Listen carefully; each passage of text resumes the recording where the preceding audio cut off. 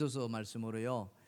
내 속사람은 건강한가 하는 것을 제목으로 말씀 전하도록 하겠습니다.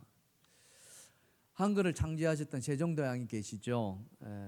참 이분이 우리나라에 미친 영향은 엄청나죠. 그 중에 가장 중요했던 또 업적이 뛰어난 것은 바로 우리말, 우리 글을 만들어 주신 거 아닙니까? 한글 창제.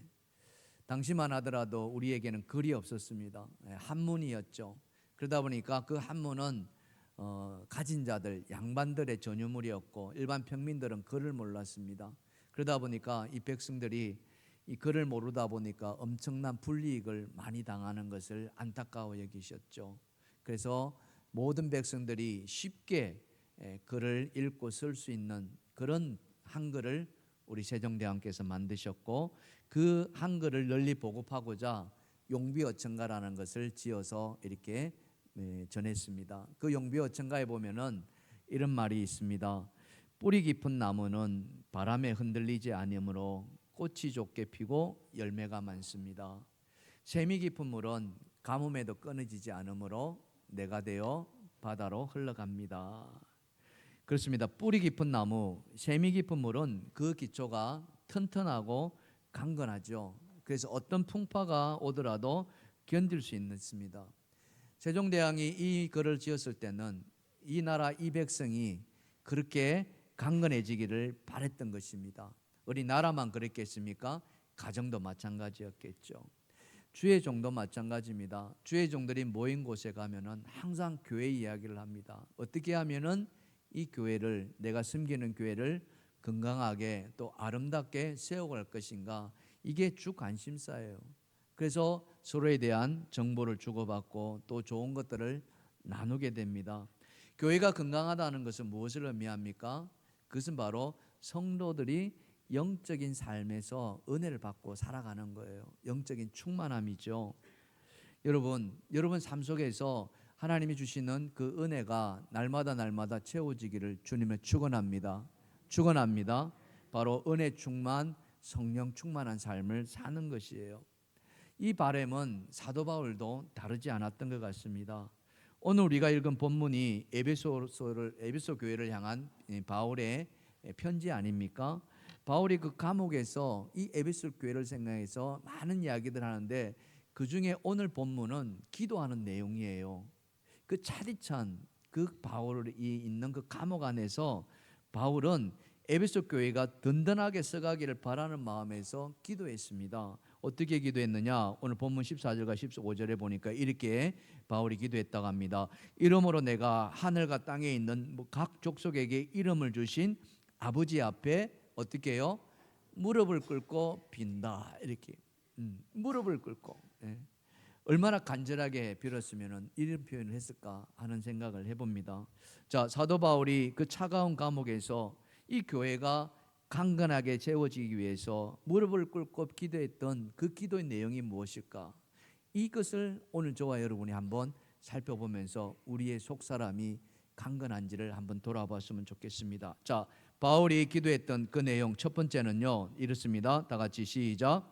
속사람이 강건해지기를 기도했습니다. 뭐가 강건해지기를요? 속사람이. 오늘 본문 16절이죠. 16절에 보시면은 그의 영광의 풍성함을 따라 그의 성령으로 말미암아, 다 같이 시작. 너희 속사람을 능력으로 강건하게 하시오며, 이렇게 합니다. 뭘로요? 성령으로라고 얘기했습니다. 그렇습니다. 바울이 속사람이 강건해지길 바랬던 것은 다른 것이 아니었습니다. 바로 성령으로 강건해지길 바랬다는 겁니다. 여러분, 속사람이 있으면 또 뭐가 있습니까? 그 사람이 있죠. 우리에게는 그렇습니다. 우리 믿는 자들에게는 그 사람과 속사람이 있습니다. 그 사람은 말 그대로 우리의 육신을 가리키죠. 우리의 지금 외모, 이 모든 것이 그 사람입니다. 성경은 우리에게 말하기를 이 그 사람도 건강하기를, 강건하기를 바랍니다. 왜 그렇습니까? 우리의 몸이 뭐라고 그랬어요? 성전이라고 했습니다. 성령이 거하시는 성전. 그래서 우리의 몸도 잘 가꾸기를 바랬습니다. 그래서 육신이 건강하면은 우리의 영도 건강하게 되는 것 당연합니다. 당연하죠. 그런데 바울이 더 관심을 가진 것은 우리의 겉사람만이 아니라 우리의 속사람이 있다는 거예요. 그래서 우리의 속사람을 더 많은 관심을 가지고 그 속사람이 강건해지기를 바랬습니다. 여러분, 무엇이 속사람입니까? 그 속사람은 다른 것이 아니라 바로 우리 안에 있는 영적인 자아를 가리킵니다. 영적인 사람을 말하겠죠. 이 영적인 자아는 본래부터 있었느냐? 그렇지 않습니다. 이 영적인 자아는 우리가 예수 그리스도를 구주로 영접하면서 성령이 우리 안에 들어오심으로 말미암아 어린아이가 태어나듯이 우리 안에 찾아 들어오십니다. 그래서 이 영적인 자가도 우리 몸이 자라는 것처럼 차츰차츰 자라게 되어 있습니다. 우리는 그것을 성장이라 말하고 성숙이라고 말합니다.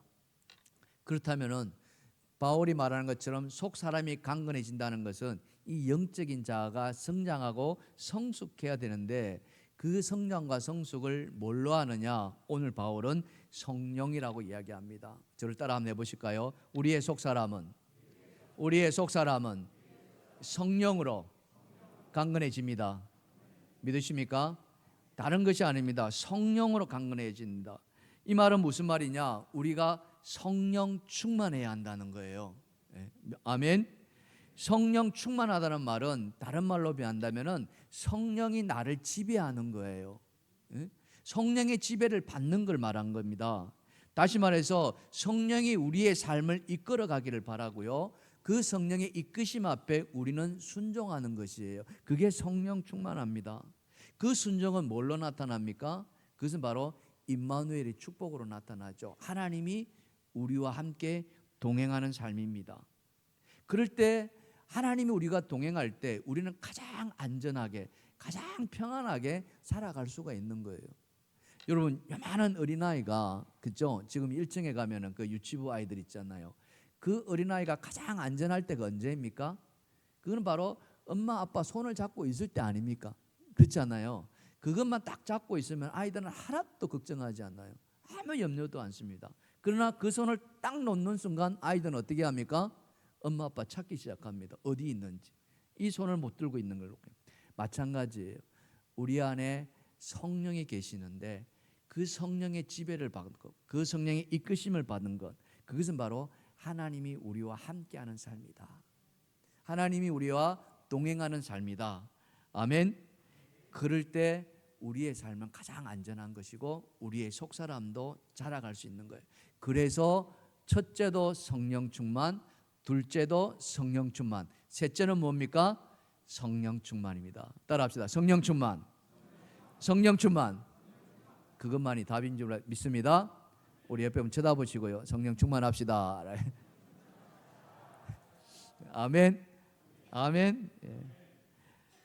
그런데 우리가 이것을 모르느냐 하면 어때요?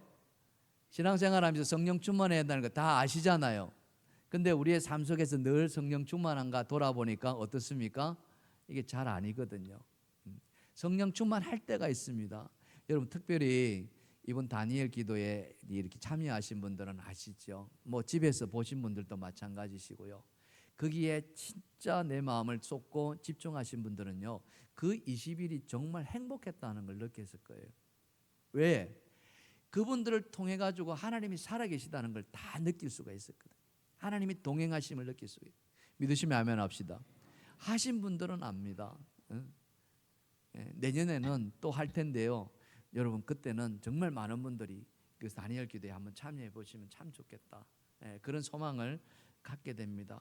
그런데 우리 안에 이 성령 충만이 잘 안 된단 말이에요. 그러다 보니까 우리의 영적인 생활, 신앙생활이 어려움이 찾아옵니다.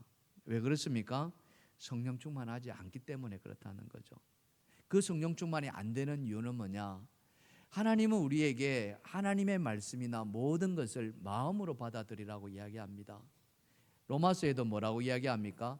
마음으로 믿어 의에 이르고 입으로 시인하여 구원에 이른다. 한번 해볼까요? 시작.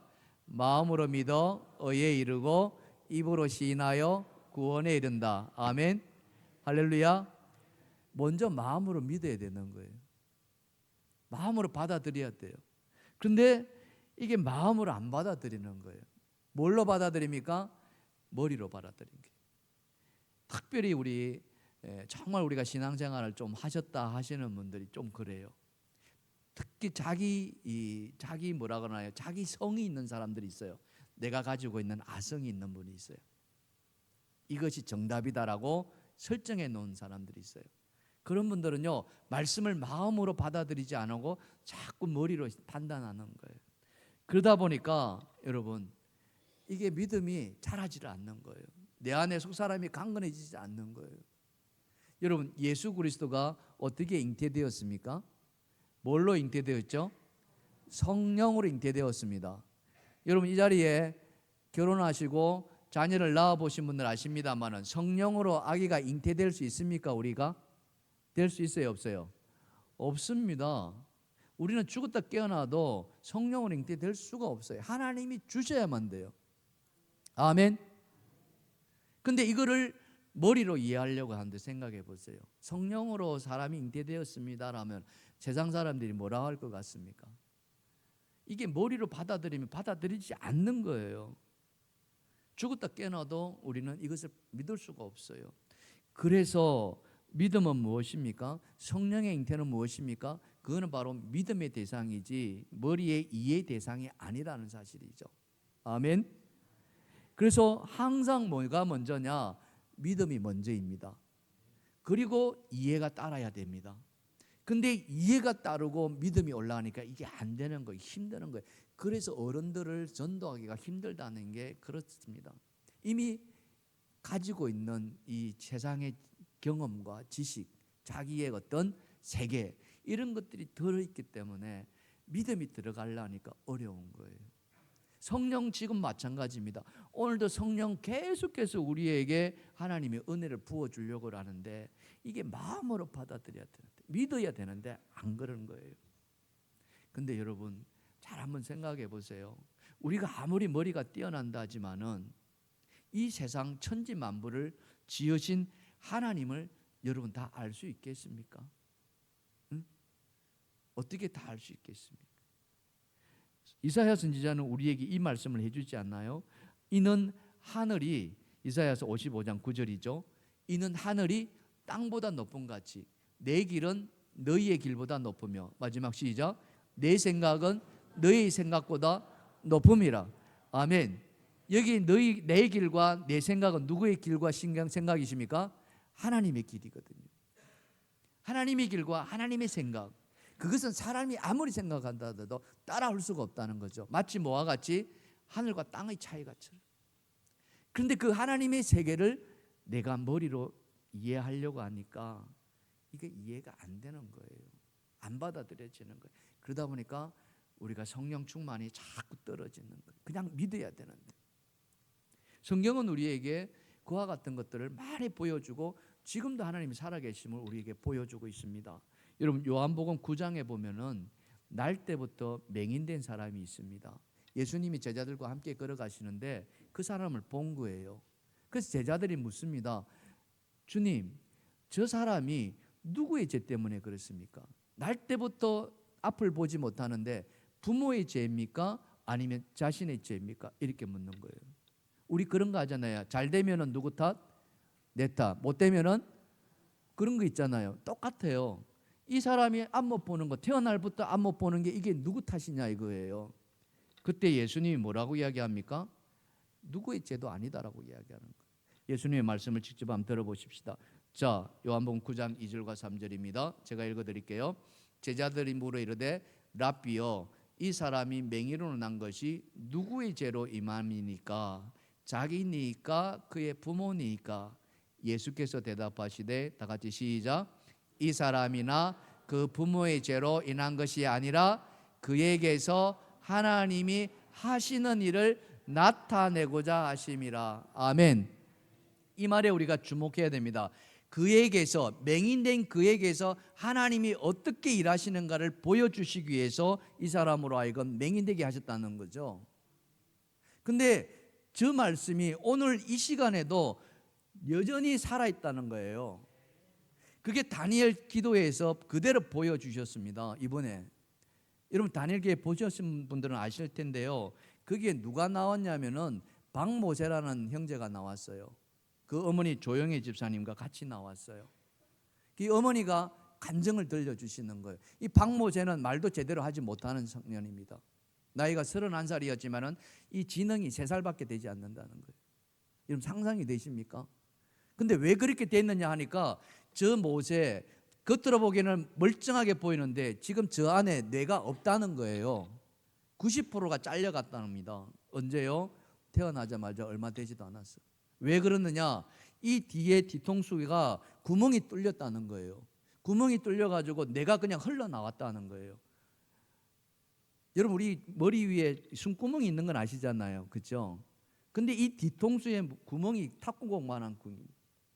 그래 그 뇌가 그냥 바깥으로 흘러나왔다는. 이걸 수술할 것인가 말 것인가. 의사들은 이 아이의 뇌를 잘라내면 살아날 생존 확률이 1%도 안 된다 그랬어요. 그래도 하시겠습니까? 할 수는 있습니다. 그러나 생존할 수 있는 가능성은 1%도 안 됩니다. 여러분 1%도 안 됩니다라고 들었다면 여러분들이 부모라면 그 아이의 수술을 하게 하시겠습니까? 아니면 그냥 내버려 두시겠습니까? 근데 이 부모들이 그 할머니가 특히 기도하는 할머니셨어요. 수술은 의사가 하지만은 이 생명은 하나님께서 다스리십니다. 할렐루야. 하나님이 살리시든 죽이시든 하나님의 몫입니다. 의사는 그냥 수술만 해달라고. 그 아이가 수술 받았습니다. 살았을까요? 죽었을까요? 살았으니까 나왔죠. 지금까지 살아 있습니다. 3개월도 못 살다는 어쩌면 그죠? 수술하고서 그런 아이가 지금 31년간 살아 있는데 물론 지금도 눈을 제대로 보지 못합니다. 제대로 들리지도 않습니다. 말도 어눌합니다. 혼자서는 일상적인 생활을 할 수가 없어요. 그런데 이 아이를 통해서 하나님이 역사하고 있다는 거예요. 어떻게 역사하신 걸 한번 보시겠습니까? 이 아이가 7살 때 불렀던 찬양입니다.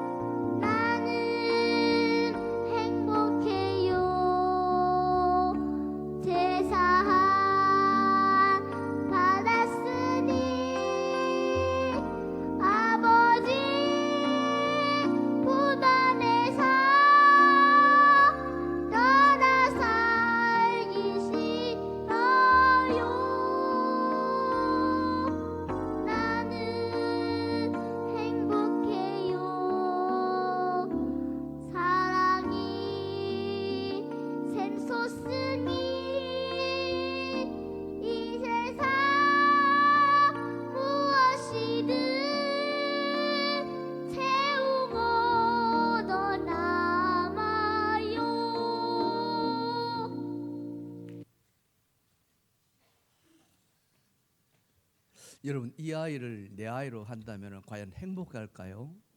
여러분 근데 이 아이의 입술에서 나오는 건 나는 행복합니다. 주님 한 번밖에 내가 아는 사람 없지만은 그러나 그 행복의 전부는 뭐냐? 내가 죄사함 받았다는 사실. 이 아이가 무슨 악보를 읽을 줄 알겠습니까? 음악을 할 줄 알겠습니까? 겨우 말도 할 수 있는 어려운 형편이지만 하나님은 그 아이의 영혼을 붙들어 주신 줄 믿습니다. 그 아이의 입술을 열게 해주신 줄 믿습니다. 찬양을 그 아이에게 심어주셨고요. 그걸 외워가지고 부르는 거예요. 이 아이를 통해 가지고 하나님이 살아계신다는 것을 세상 사람들한테 보여주고 있는 거예요. 세계 만방을 다니면서 말씀하지 않습니까? 누구 죄 때문에 그렇습니까? 부모의 죄니까 자신의 죄입니까? 아니라 그에게서 하나님이 하신 일을 나타내게 하십니다. 아멘. 여러분, 하나님은 살아계신 줄 믿습니다. 오늘도 역사하신 줄 믿습니다. 우리가 그것을 믿어드려야 되는 거예요. 머리로 믿는 것이 아니라 뭘로요?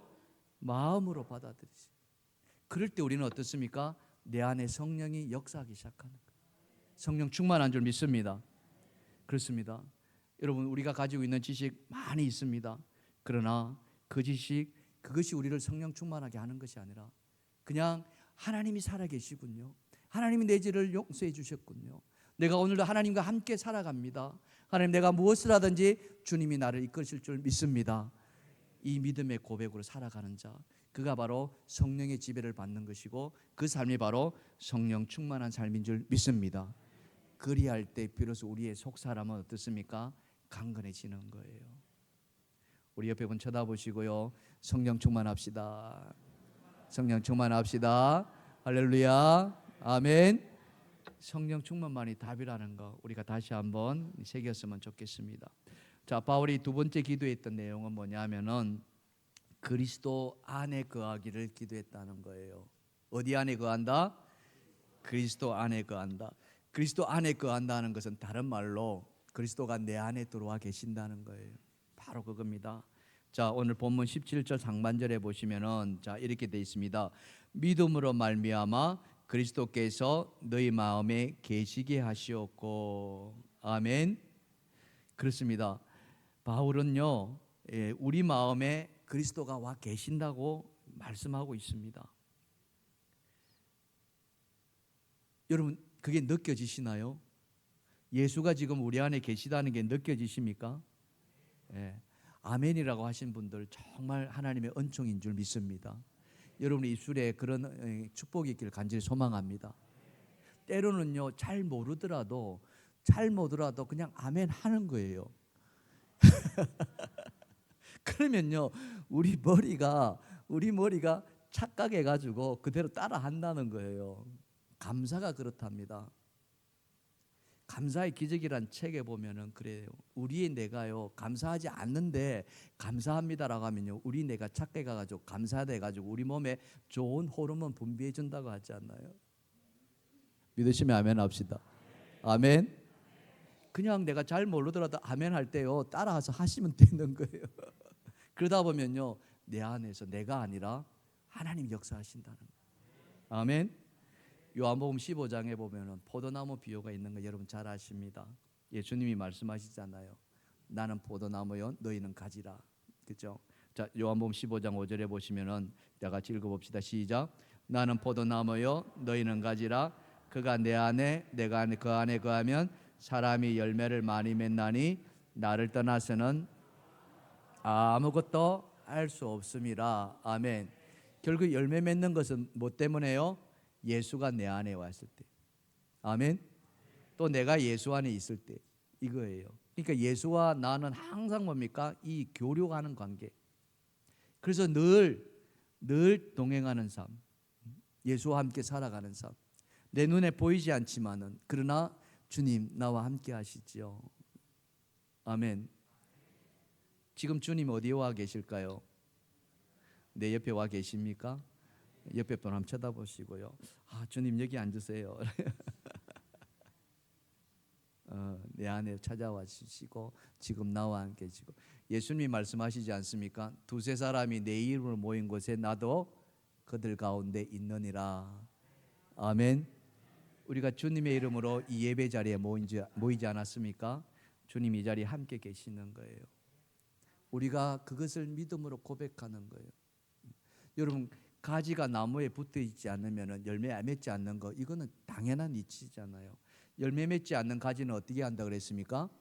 잘라서 버린다 했습니다. 심지어는 불에 태운다고까지 했어요. 그러나 그 가지가 열매를 맺기 위해서는 어떻게 해요? 포도나무에 잘 붙어 있어야 한다는 거예요. 왜 붙어 있으므로 뭐가 찾아옵니까? 그 안에 있는 자양분이 가지로 흘러오기 때문에 그래요. 우리가 예수에 붙어 있다는 것은, 예수가 우리 안에 있다는 것은 뭐냐? 예수의 생명이 우리 안에 들어온다는 거죠. 아멘. 예수님은 자신을 가리켜서 생명의 떡이라고 이야기했습니다. 떡은 뭐 하는 거예요? 보라고 있는 게 떡입니까? 먹으라고 있는 떡이에요. 먹으라고 있는 떡이잖아요. 먹을 수 없는 떡은 무슨 떡이라 그럽니까? 그림의 떡이라 그러잖아요. 여러분, 이 말씀은 그림의 떡인가요? 아니면 생명의 떡인가요? 생명의 떡입니다. 이 말씀을 먹어야 하는 거예요. 그러면 이 말씀을 먹으려면 어떻게 해야 됩니까? 우리는 이 말씀을 펼쳐야 되는 거예요. 어떻게 해요? 매일같이 펼쳐야 돼요. 여러분, 하루라도 밥을 먹지 않는다고 살아갈 수는 있습니다만 그렇게 살아간 사람이 과연 있습니까? 없습니다. 매일같이 우리는 적든 많든 밥을 먹어야 합니다. 그게 우리 육신을 지키는 것이죠. 우리의 영혼도 마찬가지, 우리의 속사람도 마찬가지입니다. 우리의 속사람이 생명을 얻기 위해서는 하나님의 말씀인 생명의 양식을 먹어야 한다는 거예요. 그러기 위해서는 우리는 펼쳐야죠. 디모데후서 3장 16절은 뭐라고 이야기합니까? 모든 성경은 하나님의 감동으로 된 것으로 교훈과 책망과 바르게 함과 의에 교력하기 유익하니, 다 같이 시작. 이는 하나님의 사람으로 온전하게 하며 모든 선한 일을 행할 능력을 갖추게 함이라. 여러분 잘 보세요. 하나님의 사람으로 온전하게 위해서는 뭐 해야 됩니까? 말씀이 있어야 됩니다. 믿으시면 아멘 합시다. 하나님이 말씀이 그 사람으로 온전하게 한다는 거예요. 근데 말씀을 도외시하고 다른 것으로 믿음 생활을 해나가겠다? 불완전한 겁니다. 그건 온전하지가 않아요. 그래서 항상 거룩을 위해서는 사도 바울은 뭐라고 이야기했냐? 말씀과 기도가 같이 가야 된다고 이야기하는 거예요. 믿으시면 아멘 합시다. 그래서 매일같이 우리가 말씀을 큐티하고 묵상하고, 그게 바로 복 있는 사람이라고 하지 않습니까? 시편 1편 2절에 뭐라고 합니까? 주의 율법을 즐거워하며 그의 율법을 주야로 묵상하는 자가 복 있는 사람이라고 했지 않습니까? 제가 동일교회에 와서 강조하는 게 뭐입니까? 말씀 묵상입니다. 그리고 큐티 신청하자고 한 거예요. 그게 제 목회의 방향입니다. 여러분 따라오시길 주님의 축원합니다. 축원합니다. 나는 안 하겠지, 나는 그냥 내대로 가겠지, 그럼 계속 헛도는 거예요. 주의 말씀이 왜? 우리를 온전하게 하기 때문에. 예수님이 뭐라고 했습니까? 하나님의 온전하신 같이 너희도 온전하라라고 명령하셨거든요. 근데 뭘로 온전해지느냐? 말씀이 한다면은 모든 성경이 나온다는 거죠. 그 말씀을 먹어야죠. 왜? 이 말씀은 생명의 떡이기 때문에 그렇습니다. 생명의 떡을 먹지 않는데 어떻게 우리의 영혼이, 우리의 속사람이 강건하고 성장하고 성숙해지겠느냐 이거죠. 그래서 우리는 매일같이 이 말씀을 먹어야 되는데, 너무나 안타깝게도 지금 한국 교회 교인들의 현실이 성경을 너무 안 읽는다는 거예요. 그 다니엘 기도에서 좀 죄송합니다만 조혜련 집사가 와서 간증하실 거 들으신 분들 아실 겁니다. 조혜련 집사가 많은 걸 간증했는데 그 중에 하나가 뭐였습니까? 성경 읽는 걸 강조해요. 성경 읽고 있어요. 자기 육성으로 녹음하면서까지 들려주고 있어요. 왜? 하나님 말씀은 살아있는 말씀이기 때문에. 죽은 말씀이 아니라 이 말씀이 우리를 살리는 말씀이기 때문에. 바로 그겁니다. 근데 여러분, 지난 11월 24일째 국민일보의 더 미션란에 우리나라 교인의 신앙생활에 관련된 실태조사가 나왔습니다. 목회 데이터 연구소가 1000명을 대상으로 교회에 출석하는 사람들의 그런 신앙생활을 점검해 봤더니, 소위 말하면 교회에 왔다 갔다 하는 교인들 가운데 매일 성경에 읽는 사람이 얼마나 되느냐 조사해 봤더니 7.7%밖에 안 된다는 거예요. 매일 성경을. 다시 말해서 100명 중에 7명만 매일 성경 읽고 나머지 93명은 매일 성경 안 읽는다는 거예요. 그게 오늘 우리 교회들의 현실이라는 거죠. 성경을 가까이 해야 매일 읽어야 한다는 것을 우리가 모르는 거 아닌데 다 아는데 안 된다는 거죠. 왜 안 될까 이거예요. 왜 하나님 말씀을 안 읽느냐 이거죠. 곰곰이 생각해 보니까 이렇더라고요. 지금 삶이 너무 바빠요. 뭔지 모르는데 굉장히 바빠요. 나이 드신 분도 바빠요. 예전에는 환갑 지나면은 뭐 합니까? 손주들 재롱장치하면서 살잖아요. 그죠? 손주들 안고 있는데. 근데 지금 환갑 지나도 일하고 있습니까? 안 일하고 있습니까? 일하고 있어요. 다 일터로 나갔어요. 지금 노인 일자리도 있어가지고 그죠? 또 일도 하십니다. 너무 바쁘다는 사실. 성경 읽을 시간 자체가 없다는 것이고요. 또 하나는 시간도 없는데 또 하나는 뭐냐? 우리의 마음을 뺏어가는 게 너무 많다는 거예요. 그겁니다. 우리 삶의 주변에 마음을 뺏어가는 우리의 미디어들이 너무 많다는 거죠. 여러분 한국 기독교인들이 가장 사랑하는 시편이 몇 편입니까? 시편 몇 편을 가장 사랑합니까? 23편 아닙니까? 뭡니까?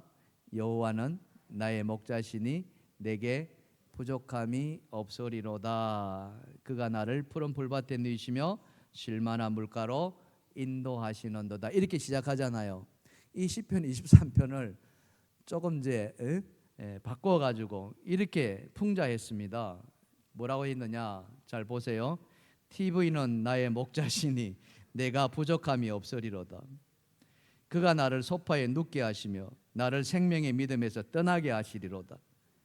그가 나의 영혼을 파멸시키시며 나를 음탕함과 폭력의 길로 인도하시는도다. 비록 내가 그리스도의 제자로서 책임과 업무의 골짜기를 지날지라도 전혀 방해받지 않으면 TV가 나와 함께 하심이라. TV의 케이블과 리모컨이 나를 아니하시나이다. 그가 나의 세속성 앞에 상업 광고를 하시고 내 머리에 인본주의와 이기주의의 기름을 바르셨으니 나의 욕심이 넘치나이다. 내 평생에 다 같이 한번 읽어볼까요? 시작. 내 평생에 나태와 무지가 정녕 나를 따르니 내가 TV가 있는 집에 영원히 거하리로다.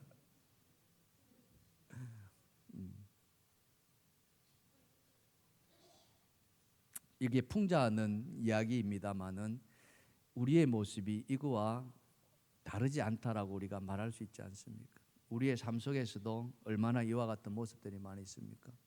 심지어 요즘은 스마트폰이 있어가지고 그죠? TV는 집에 들어가야만 되지만 요즘 길거리 나가면서도 스마트폰고 대중교통 타고 보면은 버스나 여기는 지하철이 없습니다만 지하철 타고 다니는 사람들을 다 살펴보면 다 뭐 보고 있어요? 다 스마트폰 보고 있어요. 그게 오늘 우리들의 마음을 빼앗아가고 있는 거예요. 그러니 하나님 말씀을 먹어야 되는데 말씀 먹을 여유가 없는 거예요. 그러니 우리의 영혼은 계속 핍절한 거예요. 우리의 속사람이 강건해지는데 예수 그리스도가 나와 함께 있고 내가 예수 그리스도와 함께 살아가야 되는데 이러한 것들이 우리의 생각과 우리의 마음들을 빼앗아 간다는 거죠. 참 우리가 이런 부분 앞에서 다시 한번 깨어 있어야 되지 않는가. 사랑하는 성도 여러분, 이제 우리가 이와 같은 것에 벗어나기 위해서는 뭘 해야 되겠습니까? 내 안에 내 속에 있는 내 자아를 십자가에 못 박으셔야 됩니다. 십자가에 못 박으셔야 됩니다. 내 안에 있는 나의 욕심, 내 안에 있는 나의 자아, 내 안에 있는 나의 고집, 이 모든 것을 십자가에 못 박아야 됩니다. 갈라디아서 2장 20절은 이렇게 우리에게 권면하고 있지 않습니까? 내가 그리스도와 함께 십자가에 못 박혔나니 그런즉 이제는 내가 사는 것이 아니요 오직 내 안에 그리스도께서 사시는 것이라. 이제 내가 육체 가운데 사는 것은 나를 사랑하사 나를 위하여 자기 자신을 버리신 하나님의 아들을 믿는 믿음 안에서 사는 것이라. 아멘. 아멘. 우리가 십자가에 우리 자아를 못 박아야 됩니다. 나를 내려놓아야 돼요. 주님 앞에서 주님 나는 죽었습니다. 바울은 그렇게 고백했잖아요. 날마다 나는 죽노라. 내 안에 끓어오르는 내 안에 육신의 정욕 얼마나 많이 있습니까? 그걸로 인해 가지고 우리는 얼마나 많은 죄를 짓고 살아가느냐. 성령은 그러한 우리를 보면서 얼마나 탄식하며 한탄하고 있습니까? 그런 것이 오늘 말씀이 안 되면 십자가에 못 박힐 때에 예수는 우리 안에서 살아 역사하신 줄 믿습니다. 바로 그거예요. 그래야만이 우리는 어떻습니까? 우리의 속사람의 강건함으로 예수와 함께 하나님과 동행하는 삶을 살 수가 있다는 거예요. 그것이 성령 충만이고, 그런 삶을 살 때 우리는 어떻습니까? 우리의 삶이 행복해지는 거예요. 아무것도 모르는 저 박모세가 나는 행복해요. 사랑하는 성도 여러분, 우리가 열심히 일하고 땀 흘려 일하고 그 하는 다 뭐 때문에 합니까? 잘 살기 위해서고, 잘 사는 이유는 무엇입니까? 행복해지기 위해서죠. 근데 여러분, 진짜 행복해지던가요? 그렇게 열심히 살았는데 과연 나에게 내 영적인 행복이 찾아오시던가요? 하나님이 우리와 함께 하실 때 우리는 진정한 하나님의 은혜와 평강을 누리는 줄 믿습니다. 그 삶이 오늘 여러분 안에 있기를 간절히 바랍니다. 바울은 그렇게 기도했다는 거예요. 바울은 감옥 안에 있으면서 자기는 육신이 묶여 있지만은, 그러나 그 영혼은 하나님과 함께 하시기에 내가 함께하는 그 하나님과 더불어서 에베소 교회도 강건해지기를 바라는 마음. 근데 그 에베소 교회가 오늘 우리 교회일 수도 있지 않겠습니까? 우리는 그런 마음으로 이 말씀을 받아야 될 줄 믿습니다. 우리 동일교회가 이제 다시 일어서야 될 때입니다. 사랑하는 성도 여러분, 먼저 우리 속사람이 강건해지기를 주님의 축원합니다. 성령 충만하기를 축원합니다. 예수가 우리 안에 살아있기를 축원합니다. 예수와 함께 살아가시길 축원합니다. 말씀을 먹으십시오. 말씀이 답입니다. 다른 것에는 답이 없습니다. 왜? 이 말씀은 하나님의 말씀이고, 이 말씀 우리를 진리로 이끌어가는 생명의 길이기 때문에 그렇습니다. 오늘도 이 말씀이 저와 여러분 안에 함께 있어서, 그래서 시편 119편 105절은 우리에게 뭐라고 말씀합니까? 다 같이 시작. 주의 말씀은 내 발의 등이요 내 길의 빛이니이다. 다시 한번 읽습니다. 시작. 주의 말씀은 내 발의 등이요 내 길의 빛이니이다. 말씀과 함께 승리하는 여러분 되시기를 주님의 축원합니다. 축원합니다. 우리 내가 그리스도와 함께 찬양합시다.